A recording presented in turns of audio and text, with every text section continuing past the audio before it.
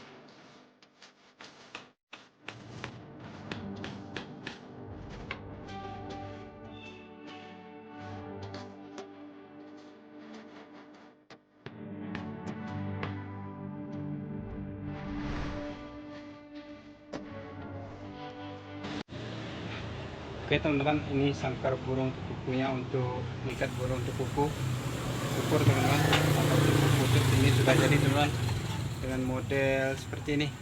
Ini tadi kita hanya merajut tadi teman-teman untuk bagian sambung sini. Untuk pintunya kita menggunakan kunci kayu seperti ini. Ini kawan, tinggal kita kunci seperti ini. Ini kita menggunakan kayu serian. Untuk ketinggian kita pakai ukuran 19 cm teman-teman. Untuk lebarnya kita pakai ukuran 22 cm teman-teman. Untuk kepanjangannya ini ukurannya 37 cm teman-teman. Oke teman-teman, mungkin itu saja video dari saya. Semoga video dari saya bermanfaat bagi teman-teman. Jangan lupa subscribe untuk mendapatkan video terbaru dari saya. Terima kasih.